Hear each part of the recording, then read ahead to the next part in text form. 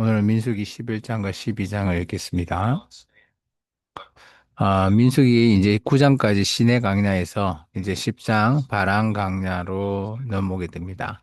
이렇게 행진할 때마다 어, 이스라엘 민족들이 하나님 앞에 원망하게 되는 그 사례를 오늘 11장에 말하고 있습니다.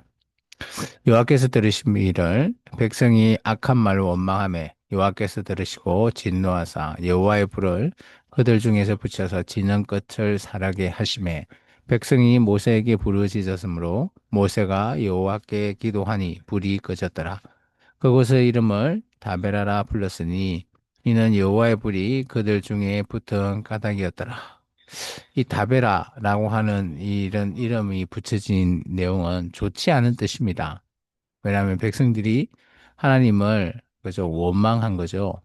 그때 모세가 그죠 하나님께 기도했을 때 그 불이 꺼진 어 그래서 이 다베라라고 하는 이 다베라 선교회 뭐 이런 이름의 명칭이 있긴 한데요.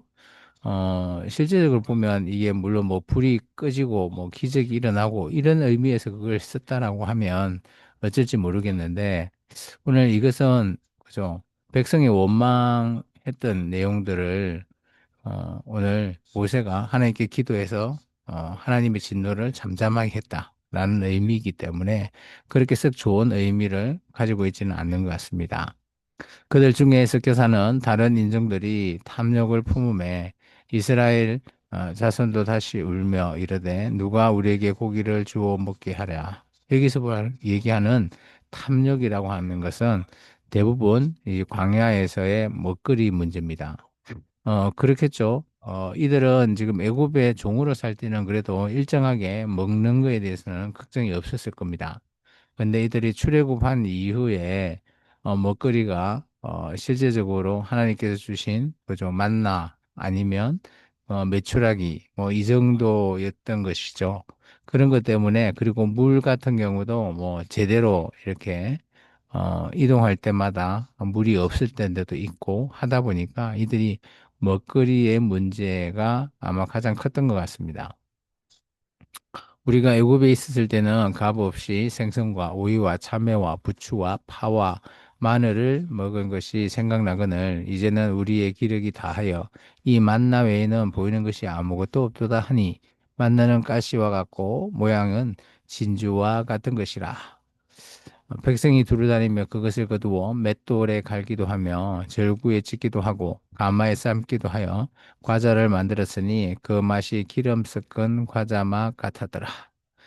처음에 만나를 하나님께서 주셨을 때는 이게 무엇이냐라고 해서 민나 해서 만나라고 불러졌는데 그때 처음 했던 것은 뭐 달콤한 꿀과 같다 뭐 그런 표현을 했는데 이제 그것을 가지고 좀 더 계속 광야의 생활을 하다 보니 이들이 이제 가공도 하게 되고 뭐 이렇게 저렇게 만들었지만 이게 기름이 섞여 있는 맛 같다라는 식으로 바뀌었다라는 거죠. 그래서 기름이 섞였다라는 것은 솔직히 오래 먹기가 쉽지 않습니다. 우리가 보통 주식이라고 하는 것들은 이렇게 기름이 섞이고 이런 것들이 있으면 쉽지 않을 것 같습니다. 그래서 오늘 이들의 원망들이 실제적으로 그들의 내부에 그죠 매일매일의 삶에 느끼고 겪는 것이 그들이 쌓이고 쌓여서 원망이 시작되는 거죠. 그 처음이 바로 먹거리라고 하는 거죠. 우리들도 이렇게 삶을 살아가다 보면, 그죠? 우리가 먹는, 요즘 같은 게 보면 맛집 투어, 뭐라고 해서 사람들이, 그래서 평상시 먹는 것도 물론 중요하지만, 그들이 일정하게 맛집을 투어하면서, 그들 나름대로의 이런 식으로 스페셜한 요리를 통해서 먹고 싶어 하는 거죠. 아마 이들도 그랬던 것 같습니다. 평상시 먹는 것으로, 그들이 이게 만족이 되지 않기 때문에 그런 것 같아요. 밤에 이슬이 진영을 내릴 때에 만나도 함께 내렸더라. 백성의 온 종족들이 각기 자기 장막문에서 우는 것을 모세가 들으니라. 이러므로 여호와의 진노가 심히 크고 모세도 기뻐하지 아니하여 모세가 여호와께 여쭈오되 어찌하여 주께서 종을 괴롭게 하시나이까? 어찌하여 내게 주의 목전에서 은혜를 잊게 하시고 이 모든 백성을 내게 맡기사 내가 그 짐을 지게 하시나이까. 모세 입장에서는 그죠. 진짜 이 어떻게 보면 자기가 총책임자고 리더로서 참 힘들었을 거라라고 생각합니다. 자기를 따르는 백성들이 좀처럼 따라주지 않고 원망을 하게 되고요. 하나님께서는 계속해서 하나님께서 하시는 명령대로 수행이라고 하는 그것을 모세가 중간자 입장에서 리더자로서 백성을 이끌고 하나님의 뜻대로 가야 되는데 그게 쉽지만은 않죠. 그래서 모세 또한 인간이고 모세 또한 이렇게 힘들어하는 것을 우리가 볼 수 있습니다. 이 모든 백성을 내가 배웠나이까 내가 그들을 낳았나이까 어찌하여 주께서 내게 양육하는 아버지가 젖먹는 아이 품듯 그들을 품에 품고 주께서 그들의 열조에게 맹세하신 땅으로 가라 하시나이까. 모세 또한 12절은 약간의 원망이 섞여 있는 것 같죠. 그죠? 어, 마치 부모가 아이를 그죠? 배웠다가 낳았을 때 품고 양육해야 되는 그런 입장이 자기는 아니다. 하나님께서 주신 명령대로 저는 따르고 있다라는 식으로 조금은 회피하려고 하는 그리고 책임자로서의 책임이 참 무지 크지 않았을까 그렇게 보여집니다. 이 모든 백성에게 줄 고기를 내가 어디서 얻으리까? 그들이 나를 향하여 울며 이르되 우리에게 고기를 주어 먹게 하라 하온즉 책임이 심히 중하여 나 혼자 이 모든 백성을 감당할 수 없나이다. 이 하나님께서도 그죠? 이스라엘 백성도 고기 달라. 하나님께서도 어, 이게 하나님의 말씀을 믿고는 있지만 이 모든 것들을 지금 행진을 하다 보니 힘들기 때문에 아마 모세도 약간의 불만이 있었을 거라는 거죠. 하나님을 믿지 않는다라는 게 아니라 그 백성들이 그렇게 원망을 뭐 한 200만 명이 한 소리만 해도 모세 입장에서 얼마나 힘들겠습니까? 주께서 내게 이같이 행하실진대 구하옵나니 내게 은혜를 베푸사 즉시 나를 죽여 내가 고난 당함을 내게 보지 않게 하소서. 그래서 모세가 생각한 최후의 어, 결심은 아마 저를 그냥 죽여 주십시오라는 얘기였던 것 같습니다. 그런데 하나님께서는 그렇게 생각하지 않으시죠? 여호와께서 모세에게 이르시되 이스라엘 노인 중에 내가 알기로 백성의 장로와 지도자가 될 만한 70명을 모아 내게 데리고 와 회막에 이르러 거기서 나와 너와 함께 서게 하라. 그래서 하나님께서는 70명을 모아서 회막으로 오라라고 합니다. 내가 강림하여 거기서 너와 말하고 내게 임한 영을 그들에게 임하게 하리니 그들이 너와 함께 백성의 짐을 담당하고 너 혼자 담당하지 아니하리라. 그래서 하나님께서 모세의 이런 어떻게 보면 푸념 섞여 있는 그죠? 그런 말조차도 하나님께서는 어, 이해하시고 이제 모세의 짐을 70명에게 나눠 주려고 합니다. 또 백성에게 이르기를 너희의 몸을 거룩히 하여 내일 고기 먹기를 기다리라. 너희가 울며 이르기를 누가 우리에게 고기를 주어 먹게 하랴. 애굽에 있을 때에 우리에게 좋았다 하는 말이 여호와께 들렸으므로 여호와께서 너희에게 고기를 주어 먹게 하실 것이라. 18절에 하나님께서 그저 고기를 주겠다라고 하면서 약간은 뉘앙스적으로 그저 좀 화가 나 있으신 그런 표현 같아요. 어, 뒤끝이 좀 있어 보이시죠? 애굽에 있을 때 우리에게 좋았다. 이 말을 하나님께서 들었다라는 거죠. 그러면 하나님께서 지금 출애굽한 것은 좋지 않았냐? 라면서 고기 줄게라고 말씀하시는 겁니다. 하루나 이틀이나 닷새나 열흘이나 20날만 먹을 뿐 아니라 냄새도 실하기까지 한 달 동안 먹게 하시리니 이는 너희가 너희 중에 계시는 여호와를 멸시하고 그 앞에서 울며 이르기를 우리가 어찌하여 애굽에서 나왔던가 함이라 하라. 이게 하나님께서 약간의 그죠 서운하기도 하고요. 그래서 하나님께서 하루 이틀도 아니고 한 달 동안 먹게 하겠다. 그러면서 하나님이 실제적인 좀 감정이 보이시죠. 그죠? 내가 그런 원망하면서 나를 멸시했다라는 거야. 이런 얘기를 뭐 물론 이 출애굽할 때 광야에서 생활할 때 힘들기 때문에 충분히 원망할 수 있다라고 봅니다. 근데 하나님께서는 그들의 그런 원망에 그죠? 하나님께서 화가 나시는 것이 아니라 하나님께 그죠? 그런 원망 섞인 것으로 말미암아 하나님을 경홀히 여기신 거죠. 이스라엘 백성이.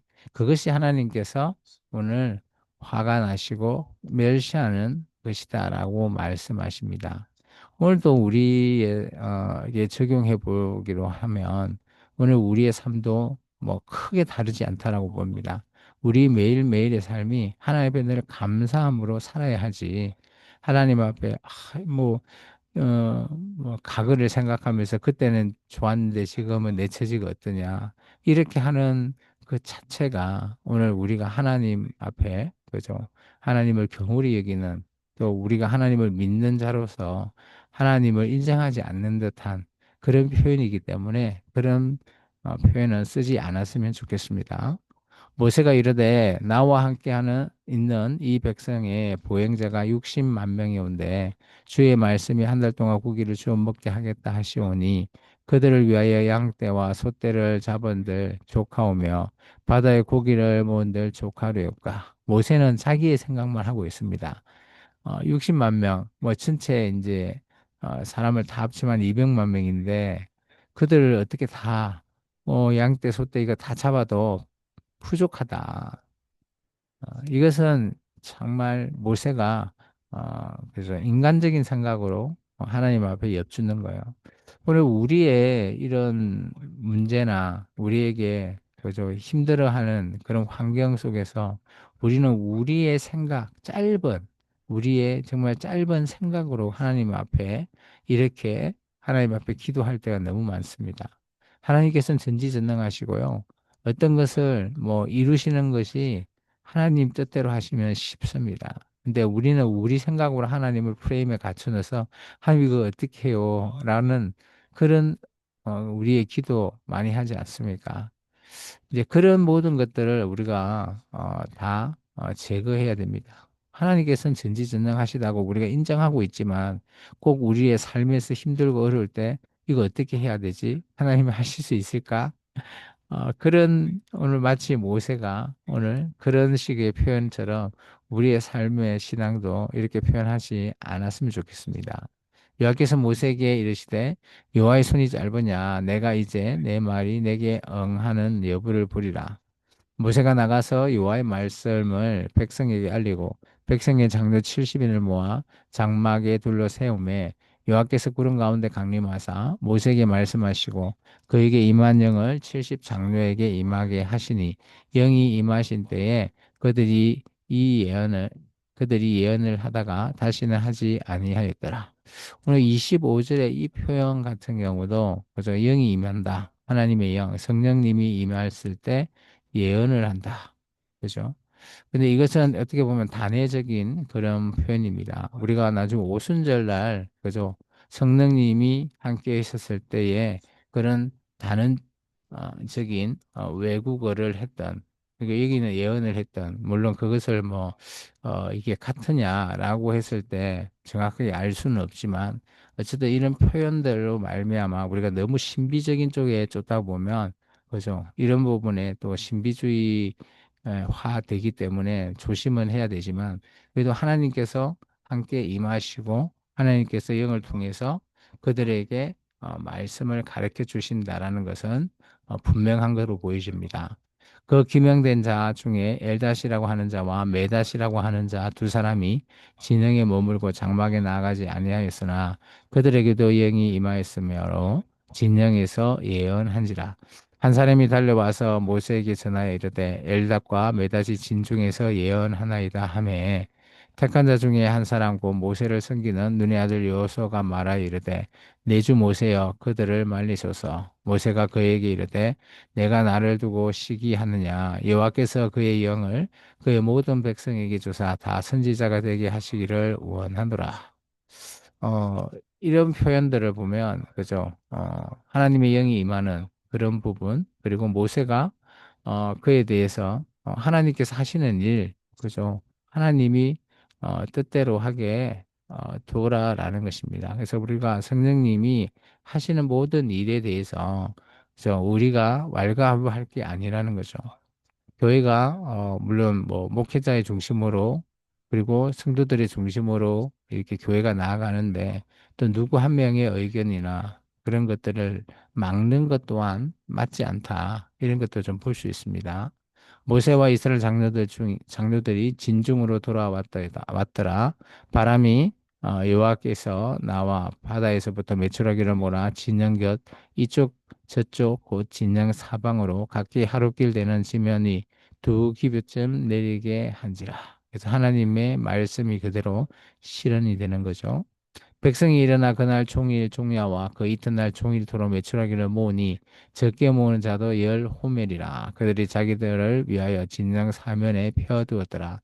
고기가 아직 이 사이에 있어 씹히기 전에 여호와께서 백성에 대하여 진노하사 심히 큰 재앙으로 치셨으므로 그곳 이름을 기브롯 핫다라 불렀으니 욕심을 내 백성을 거기 장사함이었더라. 이게 얼마나 죽었는지 어떻게 채셨는지에 대해서 구체적인 것은 말씀하지 않고 있지만 그래서 하나님 앞에 그죠 원망했던 자들을 하나님께서 죽이시는 참, 이 광야 때에 이스라엘 백성들은 광야의 생활을 통해서 하나님이 어떤 분이신지를 명확하게 알 수 있었던 것 같습니다. 평상시 진을 행할 때 구름 기둥이 서 있으면 서고 또 움직이면 또 이동하고 이런 것들을 통해서 하나님을 알 수 있고 또한 이런 재앙을 통해서 하나님께서 무서운 분이시다라는 것도 알 수 있고 이런 것을 통해서 정말 하나님이 살아 계시는구나라는 것을 그들이 알게 되었던 거죠.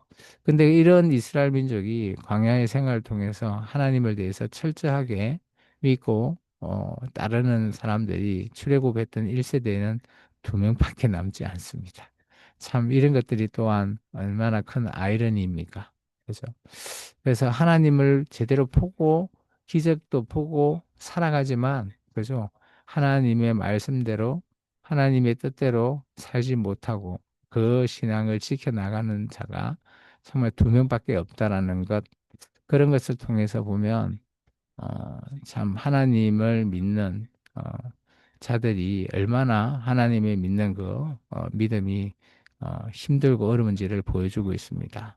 백성이 그브로 핫다에서 행진하여 핫세로스에 이르러 거기 거하니라. 그리고 12장은 모세의 약간의 단점, 약점이 드러나는 장면이죠. 모세가 구스예자를 취하였더니 그 구스예자를 취하였으므로 미리암과 아론이 모세를 비방하니라. 어, 아마 이 점에서 모세가 아마 옆에 자기 아내, 그죠? 어, 아내와 아들들이 함께하지 않음을 좀 볼 수 있는 것 같습니다. 그래서 아마 구스면 에티오피아죠, 그죠?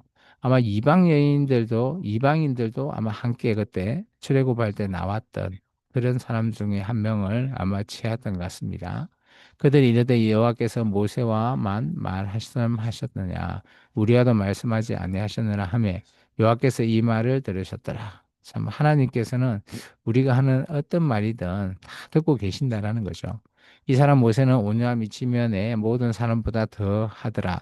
여호와께서 갑자기 모세와 아론과 미리암에게 이르시되 너희 세 사람은 회막으로 나오라 하시니 그 세 사람이 나아가매 여호와께서 구름 기둥 가운데서부터 강림하사 장막문에 서시고 아론과 미리암을 부르신지라. 그 두 사람이 나아가매 이르시되 내 말을 들으라. 너희 중에 선지자가 있으면 나 여호와가 환상으로 나를 그에게 알리기도 하고 꿈으로 그와 말하기도 하거니와 내정 모세와는 그렇지 아니하니 그는 내 온 집에 충성함이라. 잘 보시면 하나님께서 선지자를 부를 때의 방법이 여러 가지 있죠. 환상, 그죠? 꿈, 뭐 말하는 것, 음성 이런 것들도 얘기하지만 모세하고는 어때요? 오늘 회막에서 그냥 같이 있다라는 것으로 얘기하고 있습니다. 그러니까 실제적으로 지금 아론과 미디암이 그저 모세만 선지자냐라고 하면서 자기들도 그렇다라는 것에 대한 하나님의 반박이시죠. 그와는 내가 대면하여 명백히 말하고 엄밀한 말을 하지 아니하며 또 말로 하지 아니하며 또 그는 또 여호와의 형상을 보거늘 너희가 어찌하여 내 종 못에 비방하기를 두려워하지 아니하느냐. 그래서 하나님께서는 그죠 같은 지도자지만 구분을 해 놓은 것 같습니다. 그래서 아마 교회도 아마 이런 부분을 좀 많이 따르는 것 같아요. 같은 지도자이지만 그죠 목회자 중에 담임이 있고 또 부목사가 있고 같이 도와주는 뭐 전도사 뭐 그런 식으로 그리고 직분들이 나눠져서 한 이유가 아마 이런 부분들을 많이 참조하지 않았나 보여집니다. 여호와께서 그들을 향하여 진노하시고 떠나심에 구름이 장막 위에서 떠나갔고 미리암은 나병이 걸려 눈과 같더라. 아론이 미리암을 본즉 나병에 걸린지라. 아론이 이에 모세에게 이르되 슬프도다 내 주여 우리가 어리석은 일을 하여 죄를 지었으나 청하건대 그 벌을 우리에게 돌리지 마소서. 그가 살이 반이나 썩어 모태로부터 죽어서 나온 자 같이 되지 않게 하소서. 모세가 여호와께 부르짖어 이르되 하나님이여 원하건대 그를 고쳐 주옵소서. 그러니까 하나님께서 그래서 진노하셨다라고 합니다. 하나님의 감정이 보이시죠? 그럴 때 이제 아마 아론과 미리암이 함께 그렇게 했는데 실제적으로 하나님이 떠나고 나서 진노의 결과는 미리암이 나병에 걸린 걸로 나오게 되죠. 왜 미리암인가? 라고 했을 때 많은 것들을 뭐 이게 추측할 수는 있겠죠. 그렇지만 어떻게 미디안 한 명을 통해서 아마 하나님께서 그런 하나님의 감정, 그리고 하나님께서 지도자들에게, 지도자에 대해서 반박하지 마라라는 그런 표현을 하신 것 같아요. 근데 모세가 자기의 누이기 때문에 고쳐달라고 하십니다. 여호와께서 모세에게 이르시되 그의 아버지가 그의 얼굴에 침을 뱉을지라도 그가 이래 동안 부끄러워하지 않겠느냐. 그런즉 그를 진영 밖에 이래 동안 가두고 그 후에 돌아오게 할지니라 하시니 이에 미리암이 진영 밖에 이래 동안 갇혀 있었고 백성은 그를 다시 들어오기 오기까지 오게 하기까지 행진하지 아니하니라 하다가 그 후에 백성이 하세롯을 떠나 바람 강야에 진을 치니라. 그래서 7일 동안 격리를 하고 들어오게끔 했습니다. 근데 12장의 내용은 어떻게 보면 아론과 미디암에게 좀 억울할 수도 있어요. 그죠? 목회자들이 목회자의 부정 그리고 모범이 돼야 되는데 그렇지 하지 못했는데 하나님이 그런 목회자의 편을 드는 것 참 그런 좀 아이러니해 보이긴 하죠. 우리의 생각으로는. 그렇지만 저는 그렇게 생각합니다. 하나님의 지금 백성들을 이끌고 출애굽해서 이제 가나안 땅에 시내 강야에 와서 이제 가나안 땅으로 가야 하는데 거기에 대해서 그죠 지도자의 약간의 오점이나 이런 것이 있을지언정 그 지도자가를 통해서 하나님이 일하고 계시기 때문에 아마 그런 것에서 아마 이 모세를 조금 두둔해 주지 않았나 그렇게 보여집니다. 오늘은 민수기 11장과 12장을 통해서 광야에서 일어나는 일들을 사례들을 계속해서 보고 있습니다. 바람 광야에 이제 도착하게 되고 오늘 이렇게 행진할 때마다 그들의 원망과 불평 그런 것들이 통해서 그들이 훈련되어지는 것을 볼 수 있습니다. 오늘 우리의 매일매일의 삶도 마찬가지로 봅니다. 우리의 삶이 하나님 앞에 훈련되어질 때 하나님께서 우리가 정말 하나님을 제대로 섬기는 그런 길로 인도하지 않겠나 보여집니다. 오늘 하루도 그런 훈련된 삶으로 살아가는 저와 여러분 되기를 주 이름으로 축원합니다. 기도합니다.